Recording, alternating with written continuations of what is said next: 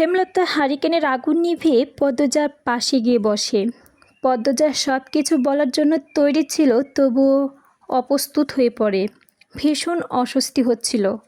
পদ্মজা তখন চতুর্থ শ্রেণীর ছাত্রী। বয়স আর কত হবে, 9 কি 10।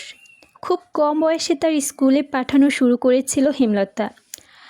হানিফের সৌদি চলে যাবার উপলক্ষে রবিবার এই সকালে নানা বাড়ির সবাই দাওয়াত পড়ে। স্কুল মাঠেও সেদিন নাচ গানের অনুষ্ঠান হচ্ছিল। দুপুরের দিকে বাড়ির সবাই সেখানে চলে যায়। বাড়িতে রয়ে যায় শুধু পদ্মজার বৃদ্ধ নানা আর হানিফ। পদ্মজা ঘুমিয়েছিল আর বাকিদের সঙ্গে যেতে পারেনি।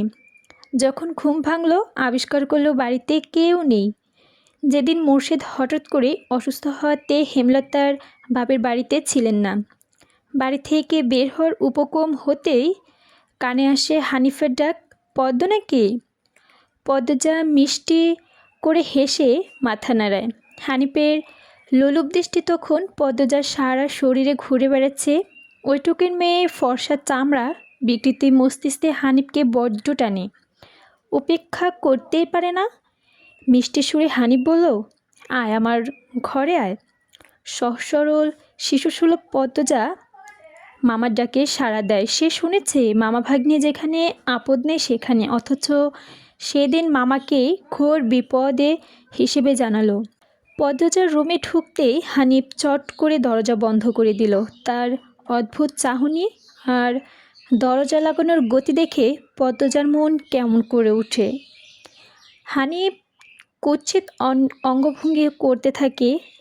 পদ্মজার দেখতে খুব খারাপ লাগে, গা ঝিমঝিম করে, ভয় হচ্ছে।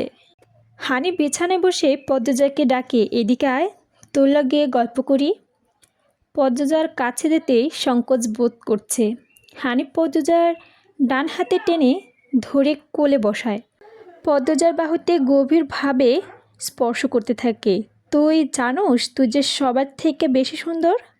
হানিফের প্রশ্ন পদ্মজার কানে ঢুকেনি। সে মোচড়াতে থাকে কোল থেকে নামার জন্য। আপত্তিকর স্পর্শগুলো পদ্মজাকে খারাপ অনুভূতি দিচ্ছে।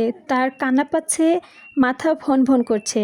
হানিফ গলা জোর বাড়িয়ে মিষ্টি করে বলল, মোচড়াস ক্যান্ডে সেরি, শান্তিমতো বইয়া থাক, মামা মেলা থেকে সাজনের জিনিস কিনা দিমু। হানিফ 2 হাতে শক্ত করে ধরে রেখেছে পদ্মজাকে। পদ্মজা কিছুতেই কোল থেকে নামতে পারছে না। সে কাঁদো কাঁদো হয়ে বলল, মামা আমি চলে যাব। কই যাবি? মামা ধারে থাক, বলল হানিফ। হানিফের শক্তপোষ্য হাতের স্পর্শগুলো শুধু অস্তিত্ব দিচ্ছে না, স্পর্শকাতর জায়গাগুলো ব্যথায় বিষিয়ে তুলছে। পদ্মজা কান্নায় আটকে রাখতে পারছে না। হঠাৎ কেঁদে উঠল, বলল, ব্যথা পাচ্ছি মামা, বাড়ি যাব আমি। হানিফ হাতের বাঁধন নরম করে আদুরে গলায় বলল, আচ্ছা আর ব্যথা দিতাম না, কান্দিস না।